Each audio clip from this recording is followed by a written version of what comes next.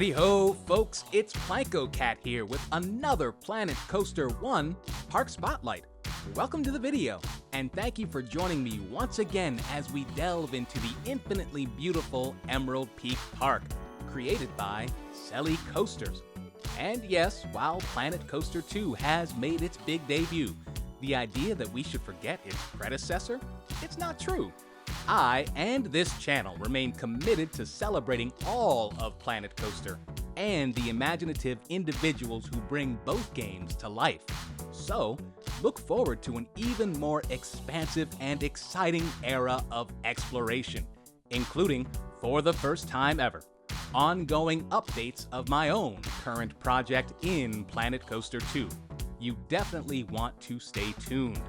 And as if that isn't enough to get excited about, let's at long last turn our attention to this park's description, which reads, "Welcome to Emerald Peak Park. In this creation, I focused mainly on realism and adding as many ride experiences as possible within the 100% limit while still keeping a pretty consistent theming throughout the park. In this park, you'll find 5 realistic coasters, a dark ride, 3 flat rides, and a monorail. I've also added an environment outside of the park as well, including a hotel, restaurant, gas station, warehouse, and administrative offices. I had a lot of fun creating this park, and my hope is that it will bring joy to someone's day. Enjoy your visit to Emerald Peak Park, and stay tuned for my next project release. And if you enjoy this video and would like to see more of the same, please make sure you leave a like, subscribe, and follow me on Instagram at PlankoCat if you would like to have your park placed in the PlankoCat spotlight. That said, let's grab our tickets, buckle in, and ride on. Hello and welcome one and all to Emerald Peak Park by CellyCoasters. Your host PlankoCat here, and we are looking at a beautiful, beautiful hotel out among the grounds in this park.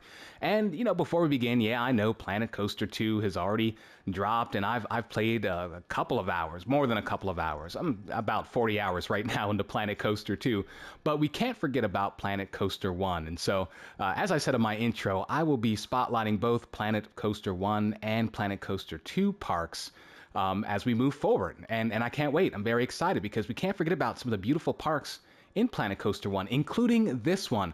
Take a look at that dive coaster. That's just massive.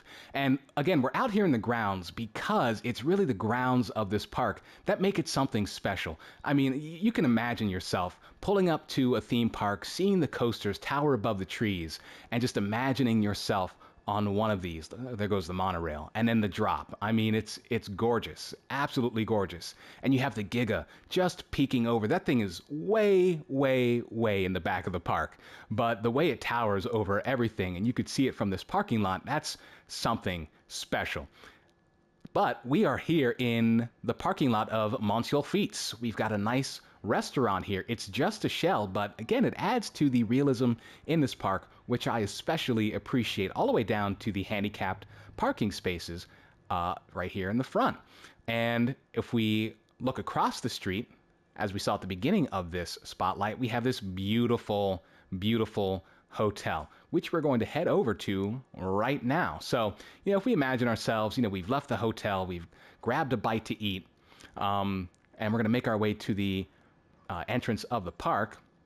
We would have arrived in one of these tunnels. We've got Wonder Realms, it's an exit or an entrance, what have you. Wonder Realms, I believe that's one of his other parks. And on the other side, there's a tunnel as well, which we'll check out. But let's take a look at this hotel and the grounds that surround the hotel. Very lush, very green.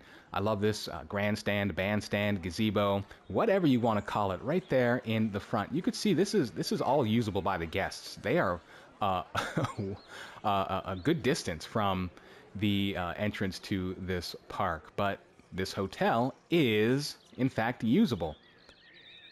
All right, it's a shell, okay, it's a shell, but it is usable by the guests. Everything from, the lobby to a couple of basic standard rooms here. But I really do appreciate the way that CellyCoasters has brought the guests into the park. You know, you've seen this a lot. I've done it in a couple of my parks as well. And it is confirmed, through my playing Planet Coaster 2, that in Planet Coaster 2, yes, console players can choose the spawn points of the guests in the park. So, no more finagling. You can kind of have them roll up where you want to. Literally, they arrive in coach buses. So, but it would still be fun. You could, throw a bus inside of a shell of a hotel, and still do that. It's just nice that you can move the spawn points around. So let's continue down the street. We are on Sunrise Boulevard at the intersection of Emerald Peak Way. But I want to check this out. Let's head down the road still and take a look at this gas station. This is a gas station. And this is, really one of the many reasons I wanted to spotlight this park because, man, I got to tell you that the piece count on this, we're at 99% right now on the PS5 when it comes to the meter. But for CellyCoasters to put in a gas station, when you don't have to, right? You don't have to. It's really remarkable and adds to the realism again of this park. I mean, look at this. This is incredible, right? This is incredible. Everything from the pumps. You've got the sequencers here as buttons on each of the consoles there, and even a sign with prices. You got your unleaded, your diesel, even a name for the gas station, Arca. That's really cool. Speaking of coach buses, there are a couple, and you have a nice bus stop here. Another way to get to the park if you want to go to the park by bus or shuttle. But we're going to take the monorail, which is, the station is incredible once we get there. But just walking around the side of this hotel, it really feels like a resort. And I love that. I love that. So let's head down to the monorail. And I'm taking you through the exit. We're not going to go into the queue line because it obstructs your view of this dugout station. Look at this. Look at this station. And in the background, you still have Flight of Phoenix. And it feels even taller as you descend into the dugout station. I mean, you can still see it as you descend further and further and further down to the monorail. So let's head down there. I really love this, the pathing work, the stone work, and after having played Planet Coaster 2, I don't miss the days of trying to figure out pathing in Planet Coaster 1.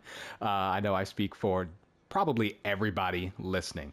So here we are in the station, a beautiful station. I love what CellyCoasters has done with the glass. That's gorgeous. That's great. And the monorail is going to head right off into that tunnel. So we'll hop onto the monorail and head over to the park. I'll see you then.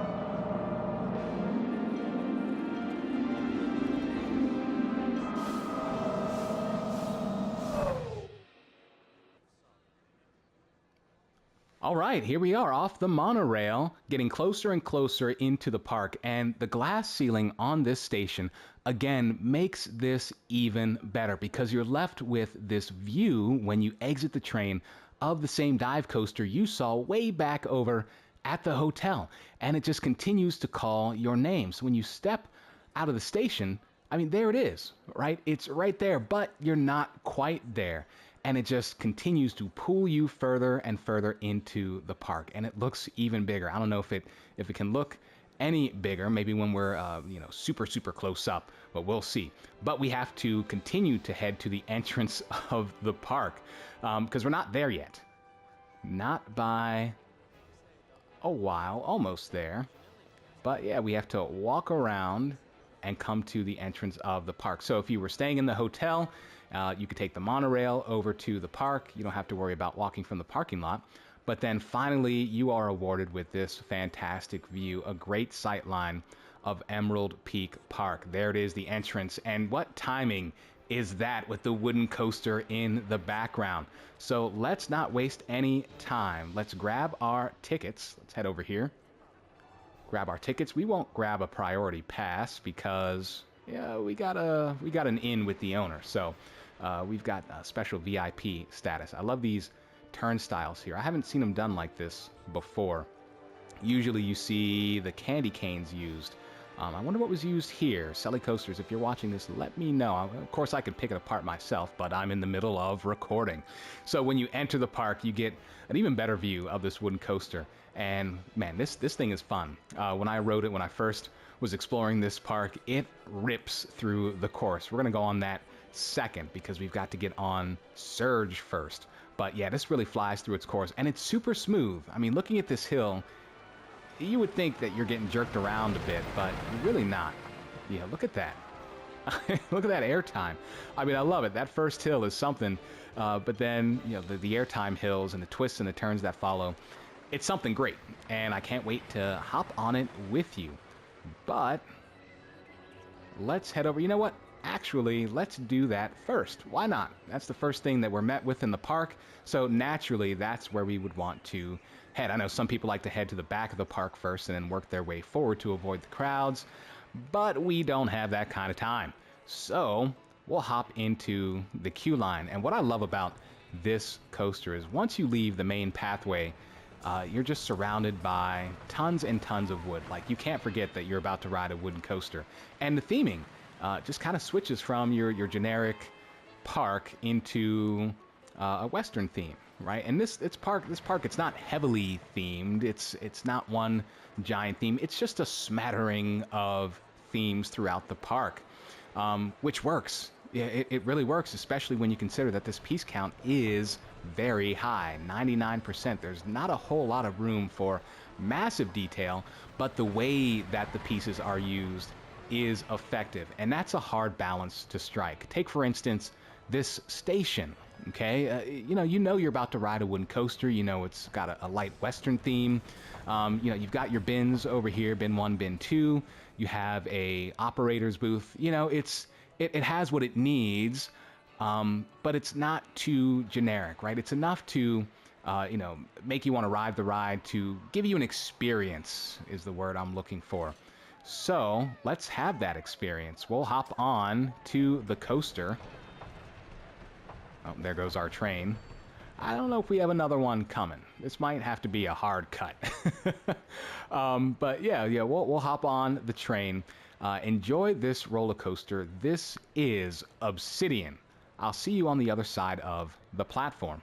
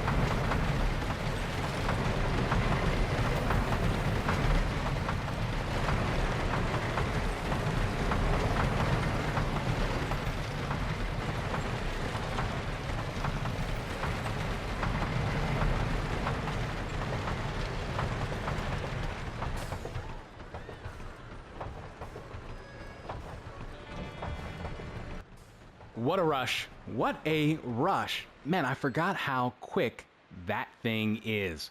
It's so fast, full of airtime. You could really feel it just from the POV. Even though you're not on it in real life, I mean, you could tell that was an epic ride. We've got a nice photo booth here that I don't want to miss, and we'll talk a little bit more about that coaster Yeah, that was really fun. Again, nice station design, and like I said, super smooth, but also super intense. Not your average wooden coaster. That was unleashed, to put it in a word. Unleashed. Really fun. And at one point, the head choppers were to the left, to the right, overhead. I mean, it just felt like you were flying in and out of the supports. That was really, really fun. So as we make our way down the path, we have Stormy Manor over here on the left, but we're going to ride Surge first over here on the right. And this is the one that you would see from the parking lot, that you would see, the first as you drive up to the park, you would see this one first. And this looks like a lot of fun, right? It looks like a lot of fun. It's short, it's quick, it's got inversions, it's whippy. This is really, really a fun ride. Can't wait to take you on it. So let's hop in line. And a little different from the line for Obsidian. This one's out in the open. Again, just very light theming. It's very lush. It's very tropical. A little bit more modern, especially when you take a look at the station. But you do get some great interactions with the coaster as it flies by, and you can hear the people screaming and having a great time. It really amps you up, gets the adrenaline pumping. Aptly named this coaster, Surge, right? Just gets that surge of adrenaline pumping through your veins. So let's head on up to the station. Again, very, very simple design, but it's different, right? It's different enough that you know that, hey, this is a new coaster. This is going to be a different experience than the one that I just had, right? We're going from a wooden coaster with a wooden station and very heavily Western theme to a modern, sleek, and steel station. Okay, shorter cars, there are inversions. It's nice, it works. We even have a little maintenance area right here, and that works as well. And as you're standing in the station and you see the cars whip by, I don't know how many cars this thing is running, but it just seems like there's one all over the place. And speaking of, we've got one here in the station. So let's not waffle on, let's hop on, and I'll see you on the other side of Surge.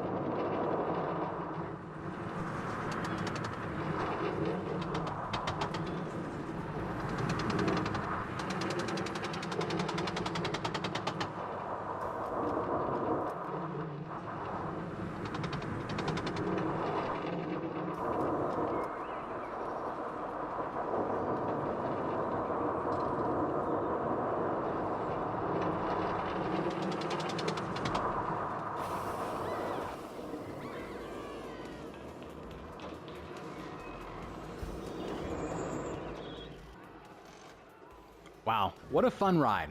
What a very fun ride. I hope you enjoyed that surge. My adrenaline is still pumping from that POV. It's so much fun, this ride, and it looks gorgeous at night. Absolutely gorgeous. I love the way that the track is illuminated. I mean, this would look great from the parking lot, and that's exactly what you want. That's just great theme park design. I mean, this is meant to catch your eye, to draw you in to this section of the park, to get as many riders as possible. And it's really, really beautiful at night. Oh, look at that. Look at red line over there. That's the T-Rex over there, over in that corner of the park. That looks great at night. And it is night, if you haven't noticed yet. It is night because we need to be walking around at night. We need to experience the dark ride at night. And so, here we are. And we're going to head that way right now. But I am glad that I got to show you this park at night because, a lot of these sight lines, a lot of the supports, a lot of the coasters, the way that they are lit up, like look at Obsidian over there as we see the Giga drop in the background. That's a great sight line. You've got one lift hill heading one way, another lift hill heading the other, just layer upon layer upon layer, and it's beautiful. I mean, it's a beautiful park. This is a beautiful game. I mean, the graphics in Planet Coaster 2 are unbelievable, and I can't wait to do some spotlights of parks in that game. But Planet Coaster 1, I mean, it's still a gorgeous game. Speaking of gorgeous, we come to Stormy Manor, and this station, you have to see this. I can't wait to show you this. So we have this building here, this haunted mansion, this Stormy Manor, as you will, on the outside, and you're thinking, where's the dark ride, right? You know, we come inside and, okay, you got lights, you got pictures on the walls. Where are the cars? Where's the station? And then you look to your right, and you're like, okay, I got to go down some stairs. So you start heading down the stairs, no station yet, and you round the corner up, and you got another flight of stairs. And then you start to wonder, where am I going? And then you look down, and you just see it keep going and going and going. And I love this chandelier, this massive chain with chandeliers splattered about. It's so cool. It's such a cool effect as we continue to head down past the library into what seems to be, you know, another room, and you're wondering, how big is this manor? And I love this effect. You know, we're underground for sure now, but you get this effect where you've got the trees outside, you have a window, and it looks like the moon is shining on the trees, and it feels like, okay, there's an environment outside, even though you know in your brain that you are underground. And as we work our way through the queue line, we continue to head downstairs, and you know, you're okay, well, haven't seen the station yet. And, oh, there it is. There's the station, finally. But look, we have one more flight of stairs to go down. So we are way underground. I mean, that's an impressive job of burying this dark ride. So you really do get just the best experience. And you have that effect again where you have the trees outside, but you know you're underground, but it looks like, you know, you're in a different world, completely removed from the park that we just came from. So let's not wait any longer. We've got a car here. Let's hop on Stormy Manor. Hope you enjoy the ride. Stay safe, and I'll see you on the other side.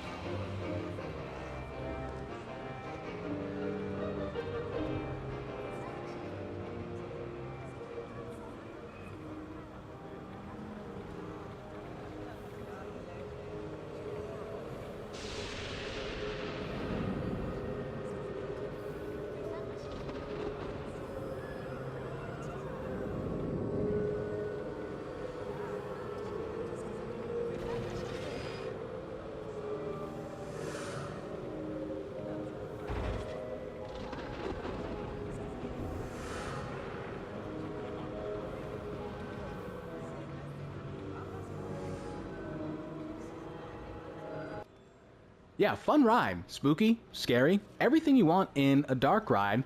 That was really well done. A lot of those elements felt familiar, though. CellyCoasters, if you're watching, let me know if you pulled that from Genetic Soft in his park, Skeleton Manor. It felt very familiar to Skeleton Manor. Some of those scenes were definitely familiar when I spotlighted Genetic Soft's park. The floating dining room chairs, the ballroom scene, I definitely remember those from Skeleton Manor by Genetic Soft. And if you haven't seen my spotlight of that park, go ahead and check that out because Genetic Soft does some great work. Especially his dark rides. He did 2 absolutely beautiful dark rides. But we come out onto this awesome view of Surge. And again, the way it's lit up just feels energetic. You know, anywhere you look, there's just a car flying through its course, which is great. So we are going to head off to the T-Rex, but we're going to do so in the cold light of day. So I'll see you when the sun comes up. All right, the sun is up and we are still in Emerald Peak Park, headed toward Red Line, this beautiful T-Rex in this corner of the park. Now, as we walk through the park, you'll notice that it's only one path. That's right, it's one path. It's got 2 sides. You've got the entrance in the middle. You've got one side with the massive dive coaster, and you have the side we're headed toward now with the T-Rex. So as we make our way over there, let's take a look at some of the scenery, some of the buildings here. We have a nice bathroom by this beautiful turnaround of the Giga. I love that. I love that. I don't think we're going to get a train, but you can imagine, you know, having to go to the bathroom, popping in, popping back out, and hearing the Giga scream overhead. Really fun. Can't wait to ride that in a bit. But then we come to this end of the park, and it's a nice one. Right at this end of the park, you know, you're not toward the entrance. You're nowhere close, and it's quiet. Less crowds. I'm fighting through less people, thank goodness. And you have a nice place to eat. Grab a drink, use the restroom, take a seat. You got a tiki chiki and a pip shot, and oops, it's just a turnaround, right? It's just a turnaround. A couple of picnic benches, you know, and it is a turnaround. And I love this tree. Great use of this tree here. I love these trees in the game. It provides so much shade for your guests as they sit and wait. Maybe they have family members or young ones or, you know, coaster enthusiasts that would ride these rides here in the back of the park. And if you just want to sit and wait, you can, right? You don't have to worry about, you know, people walking by constantly, right? There's no one right now in this shot, but we have Big Shot right here. Nice placement of the swinger. And then, oh, it's not Big Shot, that's Big Air. That's Big Air. And we have Red Line on this side, and we're going to head into this queue line. And I love it. Oh, it's great timing. It's great timing. Yeah, I love this queue line. Again, it's, you know, it's not themed heavily, but it does provide awesome views of the coaster. I mean, imagine being all the way out here, and you've got nothing but track in front of you, and you can watch the coaster go through all of its elements, including this flying snake dive. Great timing. Great timing. I am not doing this on purpose. That's just really, really good timing. Yeah, so fun. And I can't wait to hop on this thing. We'll just watch it fly overhead. Wow, this thing, it just keeps going. I mean, look at the speed on that. That's great. It's really ripping through its course. So, we'll head up to the station. Shout out for putting a vending machine in the queue line. That's awesome. That's great. I have not done it. I've seen it done. I always forget to do it. But again, just good detail. It's the small things in this park that really make it something special. So let's head up toward the queue line. Uh-oh. Looks like we've got a breakdown here. I was like, why are these people heading the other way? I thought I was going up the exit. I got confused there for a second, but we definitely do have a breakdown.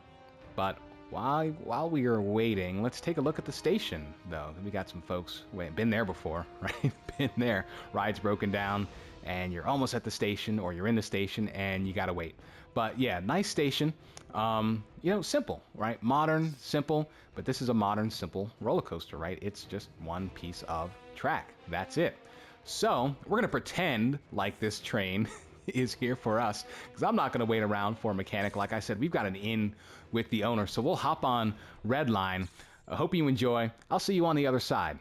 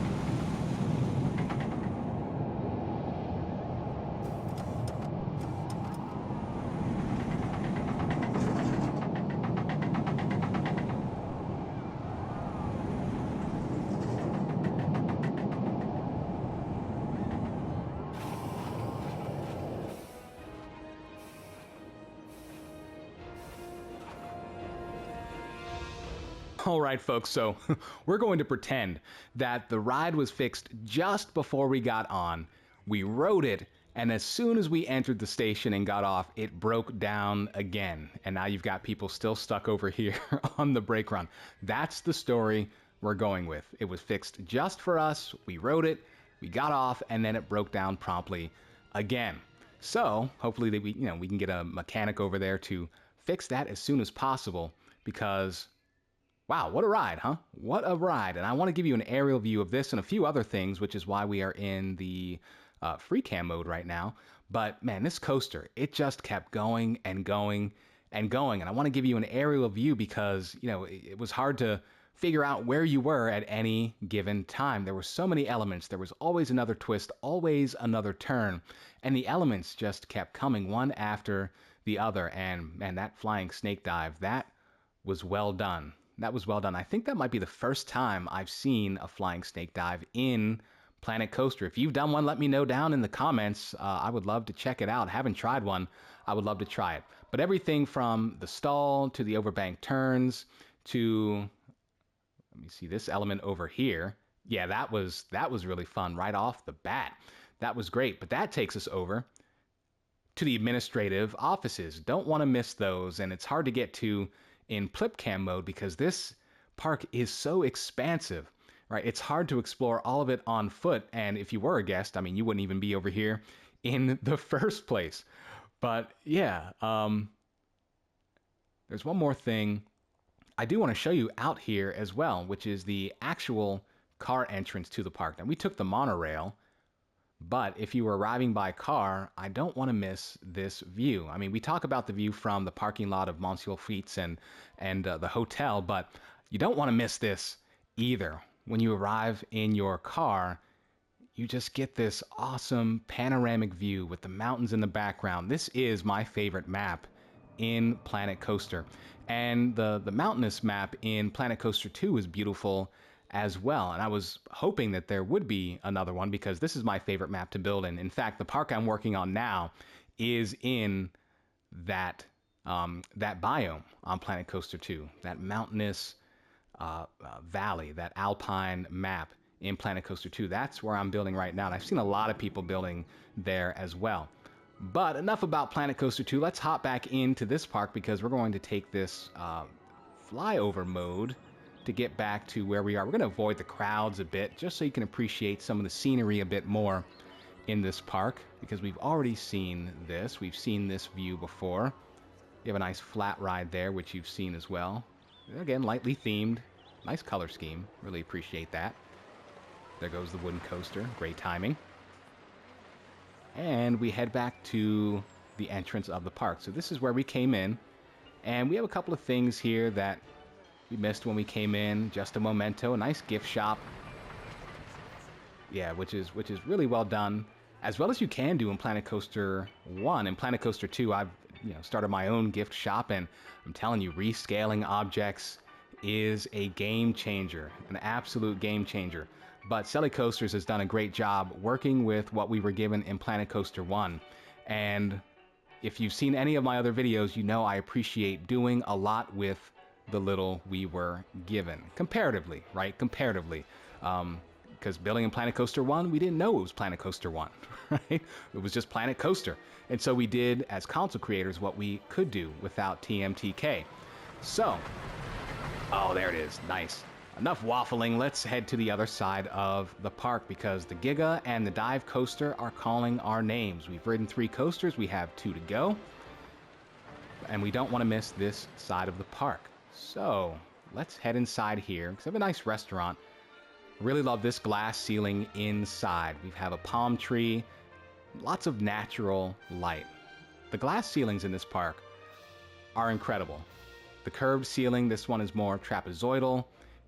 They're really well done. I mean, check this park out. If you have PlayStation, and you can, it's a shame you can't check it out. Shame it's not a Planet Coaster 2 park, or else you could. But then we have this nice outdoor area. We have a vending machine over here, all usable by the guests. Lots of natural light. And then lots of shade as well. Again, this tree is well used. It provides so much shade over a plaza like this. And speaking, oh my goodness. Wow. We need a janitor and pronto. There he is. Boy, he's got his work cut out for him. That's for sure.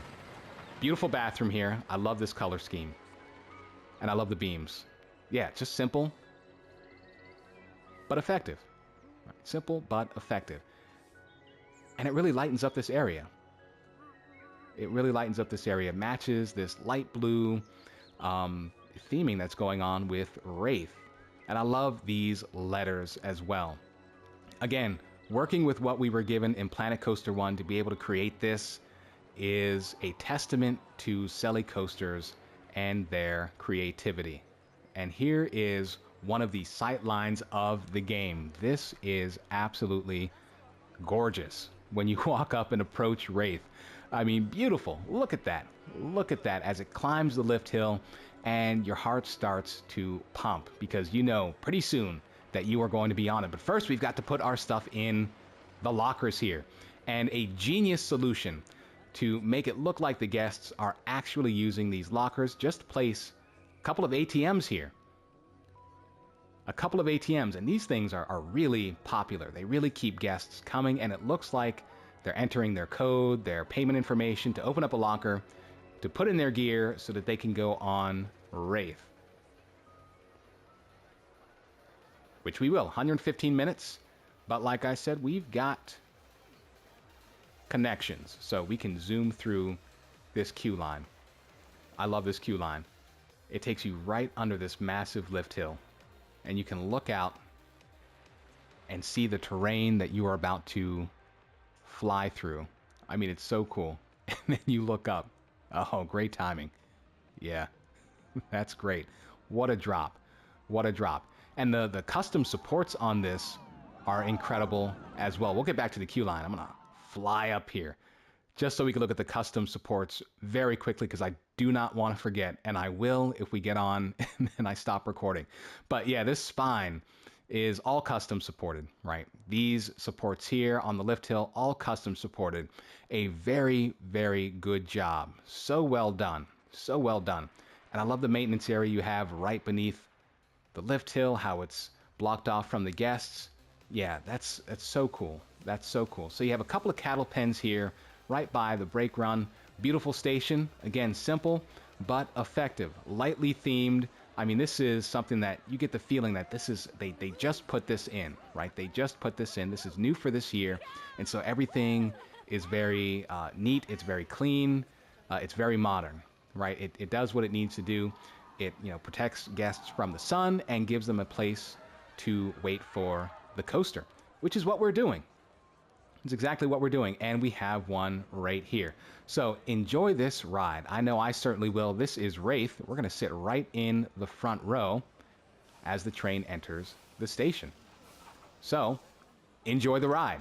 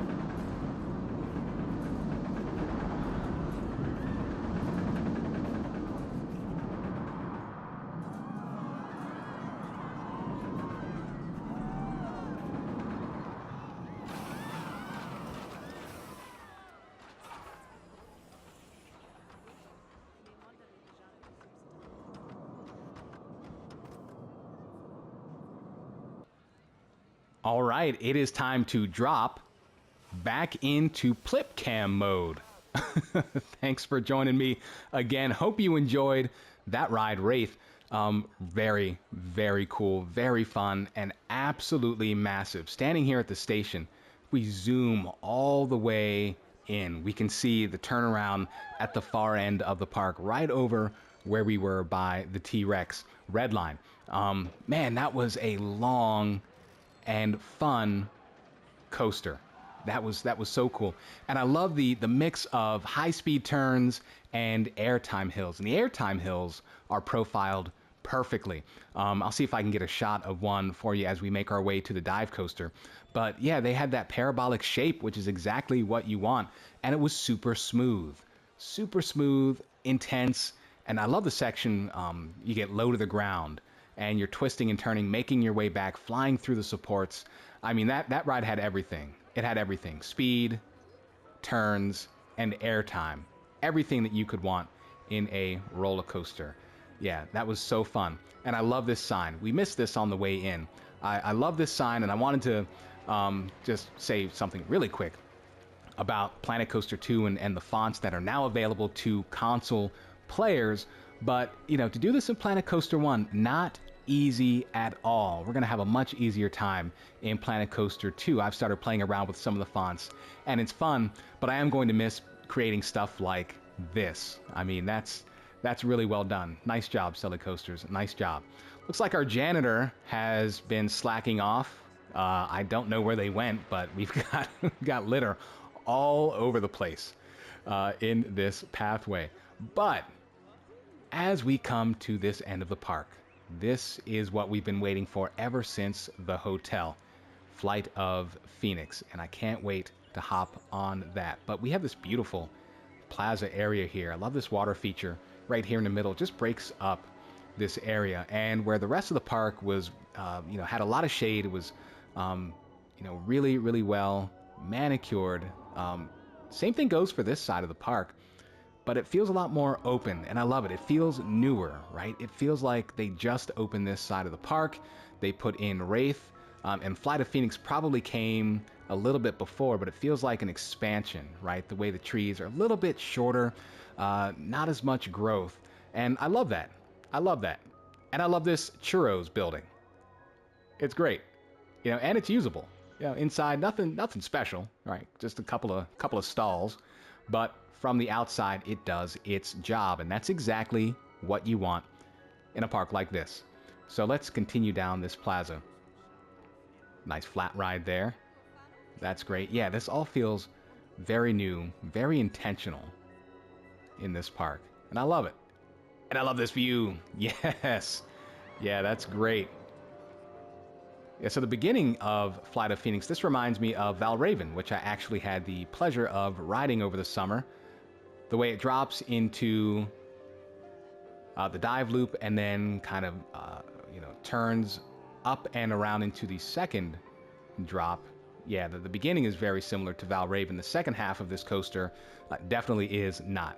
And I can't wait to show you once we get on. So this is Flight of Phoenix. Again, nice ride sign and nice timing. Let's hop on. 20 minutes. Whoa, yeah. Definitely start at the back of the park and work your way forward. I don't know if that was intentional. That was great because it seemed like the coasters toward the middle of the park had the longer wait times and the ones at the ends had the shorter wait times. You can definitely see that by the amount of guests that we are not having to fight through, which is great. But as you walk down the queue line here, again, just great views of the coaster, even the monorail in the background. And the station, again, very modern, very simple, but it does its job. And we'll wait for that train, because I want to show you this maintenance area over here. Yeah, it's just great. Yeah, it does what it needs to do. It's well done. It's modern, it's sleek, and it does not obstruct that first drop. Sightlines, very important in a park like this. Yeah, that's so cool. Just imagine standing in the station, and then you lose sight of it, but you can still hear it. All right. Well, it looks like we're We are going to be able to catch this one. Okay, all right. So let's hop on Flight of Phoenix. I hope you enjoy.